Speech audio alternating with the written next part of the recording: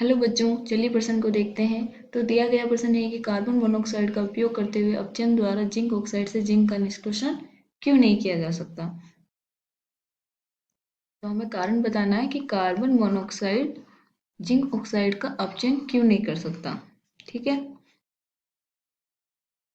तो सबसे पहले हम लिखेंगे मुख्य उदाहरण। मुख्य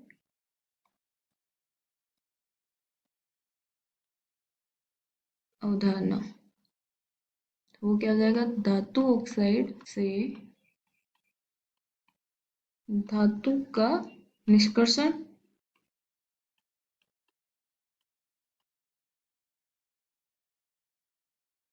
तो हमें पता होना चाहिए कि किसी भी धातु ऑक्साइड से धातु का निष्कर्षण किस प्रकार किया जाता है और अभिकर्मक क्या उपयोग में किया, कौन सा अभिकर्मक उपयोग में किया जाता है। चलिए हम क्वेश्चन देखते हैं।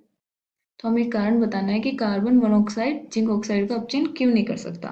तो जो हमारे जिंक के अपचयन के लिए आवश्यक ताप पर आलेखम आरेख डेल्टा जी कार्बन मोनोऑक्साइड तथा delta G not Z Z से ऊपर होता है। अतः इस अभिक्रिया में जो हमारा डेल्टा जी आएगा, परिणामी डेल्टा जी, वो क्या आएगा, धनात्मक।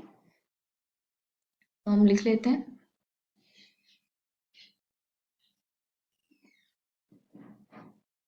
जेड एन के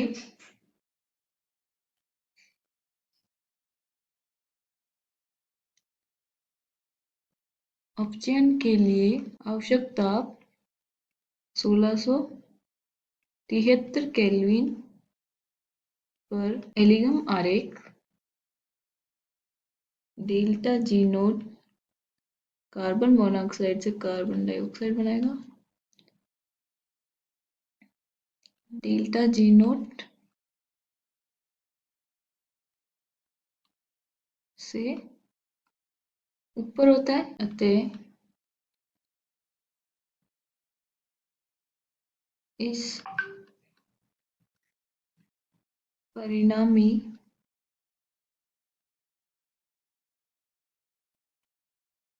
अभिक्रिया का डेल्टा जी नोट धनात्मक धनात्मक धनात्मक होगा। ठीक है, तो हम अभिक्रिया लिख लेते हैं। क्या होगी हमारी अभिक्रिया, Z N O plus carbon monoxide अभिक्रिया करेगा 1673 केल्विन पे जेड एन प्लस CO2। तो जो इसका डेल्टा जी नोट आएगा वो क्या आएगा, धनात्मक। इसीलिए 1673 केल्विन पर जेड के लिए कार्बन मोनोऑक्साइड को अपचायक के रूप में प्रयुक्त नहीं किया जाता है, क्योंकि इसके लिए अत्यधिक उच्च ताप की आवश्यकता होगी। इसीलिए 1673 केल्विन पर जेड के लिए कार्बन मोनोऑक्साइड को अपचायक के रूप में प्रयुक्त नहीं किया जाता है, क्योंकि इसके लिए अत्यधिक ताप